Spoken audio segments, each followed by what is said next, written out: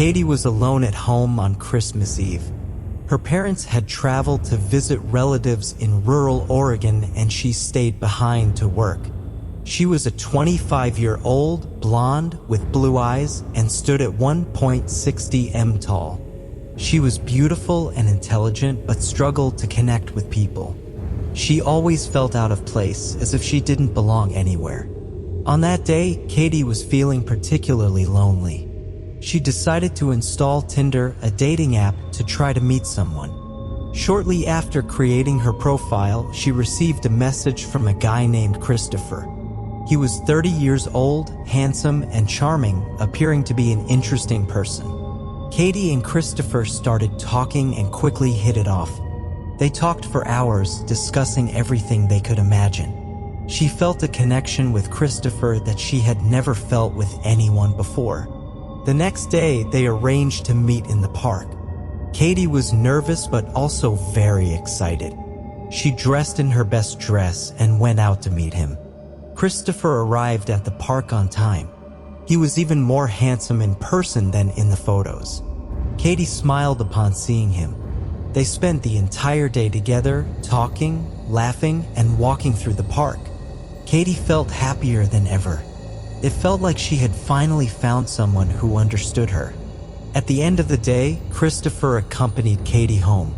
They said goodbye with a passionate kiss. Katie went to bed happy and full of hope. The next day, Katie and Christopher arranged another meeting. This time, they went to a restaurant.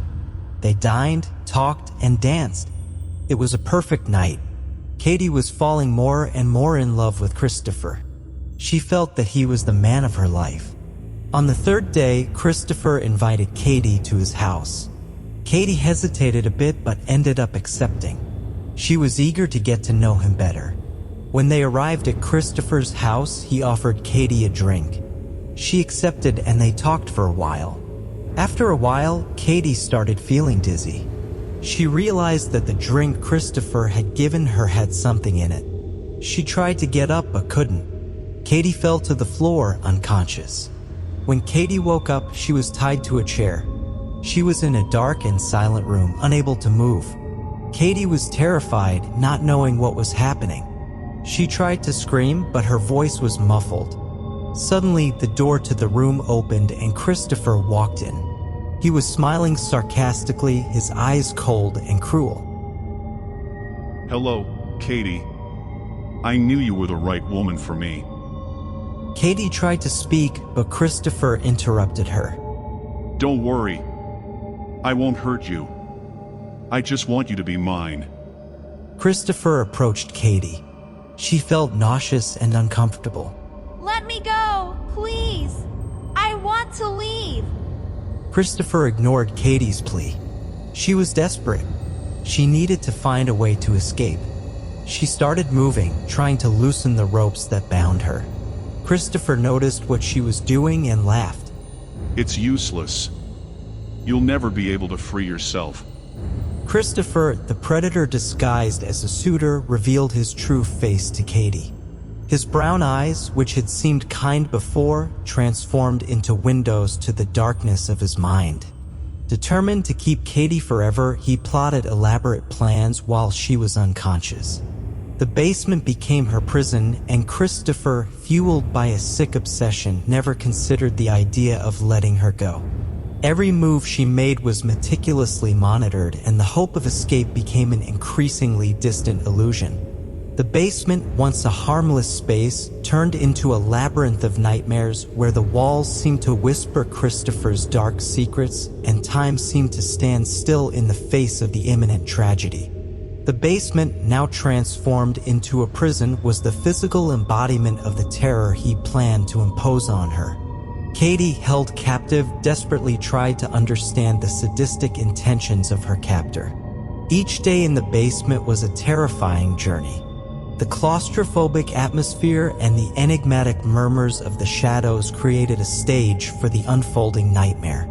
Christopher, wrapped in obsession, showed no signs of yielding to reason. Katie's hope dwindled, replaced by the cruel reality that Christopher had no intention of letting her go.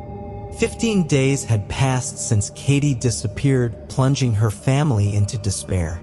Her parents went to the police, reporting their daughter's mysterious disappearance. The assigned detective, confronted with the complexity of the case, delved into the depths of the enigma where clues led to a dark and unknown territory.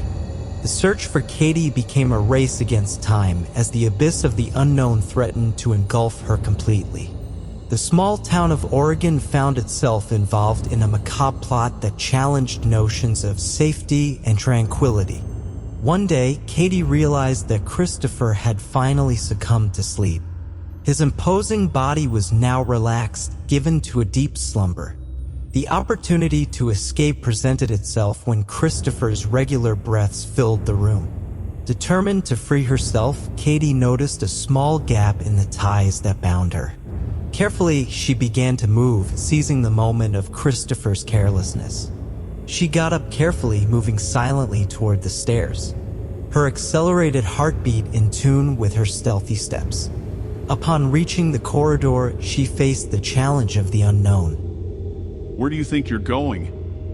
Katie didn't utter a word. She just ran in desperation in search of an escape route. She found a window and tried to open it frantically, but she couldn't. The window was locked and she couldn't find the key.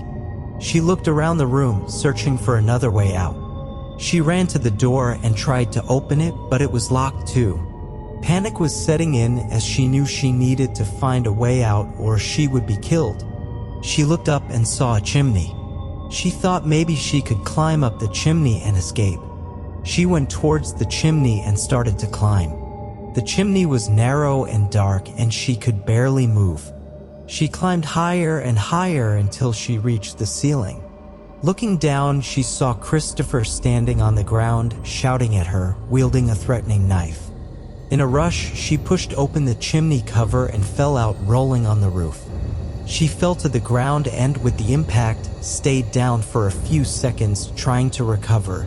When she got up, she saw Christopher running towards her.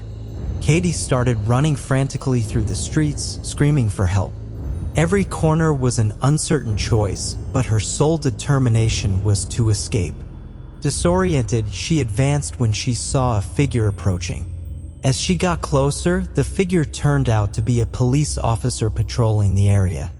Katie felt a mix of relief and despair as she explained the situation frantically. The officer, acting swiftly, called for backup and initiated a search of Christopher's apartment. Tension hung in the air as the police explored the dark corners of the place in search of traces of the dangerous kidnapper. Meanwhile, Katie was taken to a safe place, still stunned by the horrors she had faced. Meeting her parents, she hugged them tightly. Time seemed to drag on as she awaited news. Finally, the police returned with information that Christopher had escaped moments before their arrival. The atmosphere of fear persisted as the danger still loomed. Katie, now under police protection, had to deal not only with the physical marks left by Christopher, but also with the emotional scars that trauma imposed.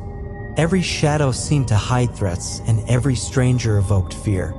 The following years, during Christmas Eve, which should have been a time of joy, turned into a nightmare from which she would forever struggle to escape.